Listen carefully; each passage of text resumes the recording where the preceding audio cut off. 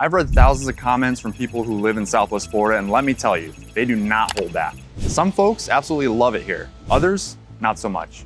And honestly, both sides have a point. I'm Rick Harrison, I live here, I help people move here, and I've seen firsthand what works and what doesn't, depending on your lifestyle. So in this video, I'm breaking down the real pros and cons of living in Southwest Florida in 2025, based entirely on what locals are actually saying. No fluff, no hype, just the truth. Let's get into it. One of the first things people say after moving here is something like, I can't believe we live this close to the beach.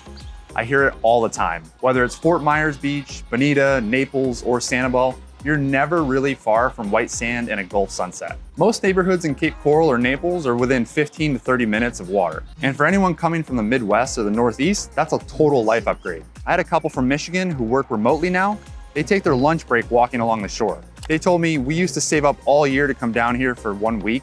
Now this is our week every week. But for every person posting beach photos, there's another posting their new insurance bill. And that's where things get real. Nobody told us we'd be paying $6,000 a year just for homeowners insurance. And yeah, that sticker shock is becoming more and more common, especially since Hurricane Ian. Between flood zones, wind coverage, and carriers pulling out of Florida, a lot of homeowners are feeling it. In some cases, insurance adds $400 to $800 a month to housing costs. It's not fun to talk about, but it's reality. I had a buyer looking in Cape Coral who was ready to put an offer in, but after we checked the flood map, we shifted 1 mile inland and saved them almost $4,000 a year. So there are ways to manage it if you plan ahead. And most people do, because for many, it's worth it. They say even with the higher costs, I've never felt this relaxed in my life. And that's something you can feel the moment you get here.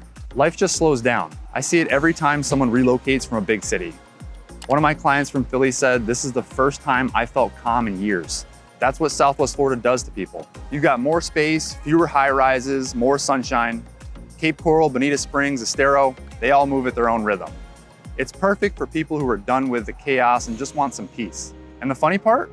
That slower pace is exactly what leads to the next thing that surprises newcomers. All that space and sunshine, it comes with a catch. You need a car for everything, and I mean everything. Groceries, schools, restaurants, the gym, it's all spread out down here. There's not much public transit, and outside of downtown Naples or Fort Myers, walkability is pretty limited. And the funny part, for a place that moves at such a slow, relaxed pace, everyone drives like they're late for a rocket launch. You'll be on a 45-mile-an-hour road and people are flying by doing 65, like it's a Daytona 500. It's wild. Car insurance is higher than most places too, which probably isn't a coincidence. I always tell clients, if you're coming from Chicago or New York, where you can walk to a coffee shop on every corner, this is gonna feel a lot different. But here's the trade-off. Instead of walking to grab coffee, you're driving to the beach, to the golf course, or out on a kayak. And that's where this area really shines. Because if you live here long enough, you can't not get outside. I had a client tell me, I went paddleboarding for the first time at 58. My wife golfs every week now. That's what happens. This place almost forces you to be active. Whether it's kayaking through mangroves, boating on the Caloosahatchee, hiking, or pickleball, there's always something to do here. Even in January, afternoons hit 75 degrees. Communities like the Isles of Collier Preserve, Pelican Landing, and Babcock Ranch are literally built around that outdoor lifestyle. It's why so many people fall in love with it here. But that same perfect weather, that draw for outdoor living, is also what brings the next big frustration every winter: traffic. From November through April, it feels like the population triples, and so does the gridlock. Restaurants get packed, US 41 turns into a parking lot, and if you try to run errands midday, good luck. That's season. The good news? Locals learn the rhythm. You run errands early, you make reservations, and by May, it all slows down again. And through all that chaos, there's one thing that makes people stay patient: the people themselves. This is one of the friendliest places I've ever lived. I hear it from almost every transplant.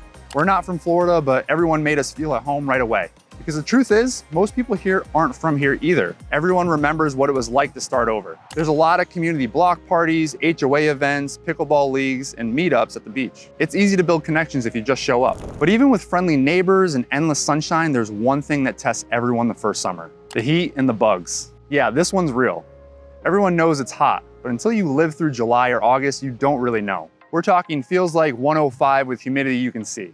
Then you've got mosquitoes, no-see-ums, and fire ants, and they seem like they own the yard. But here's the thing, you adapt. You walk early, you sit on screened-in lanais, you keep bug spray in the car, and after your first summer, you stop complaining and just roll with it. Because despite the heat, there's one major advantage that keeps drawing people here year after year: no state income tax. That's huge, especially for people moving from New York, Illinois, or California. You get to keep more of what you earn. And when you combine that with Florida's homestead exemption, the long-term savings add up fast. I had one family move from Jersey. The tax savings alone paid for their new boat in under 2 years. It's one of those benefits that doesn't just make life better, it makes retirement better. But here's a truth most people miss. None of that matters if you move here without a plan. And that's where things can go wrong. I've heard it so many times. It's beautiful, but it's not paradise for everyone. And we learned that the hard way. A lot of people come down here, fall in love with the lifestyle, and then realize too late that it doesn't fit their situation. The job market's limited outside of healthcare, construction, and hospitality. Insurance and flood zones can be confusing. And some neighborhoods feel completely different between peak season and off season. That's why I always tell people, don't just buy into the dream. Plan for the reality. Because if you plan it right, it can be paradise. And that's exactly why I put together something to help you do that. Living in Southwest Florida comes with trade-offs. It's not perfect and it's not for everyone. But that's exactly why it's so important to see both sides, the sunshine and the storm clouds, before making your move. Because finding the right place to live isn't about palm trees or property values. It's about what actually fits your life. If you're serious about exploring Southwest Florida, grab my free relocation kit. It walks you through the top communities, hidden costs, and insider tips that can save you thousands and months of frustration. Click the link below to get it. And if you want to see which neighborhoods locals are loving right now, check out this next video.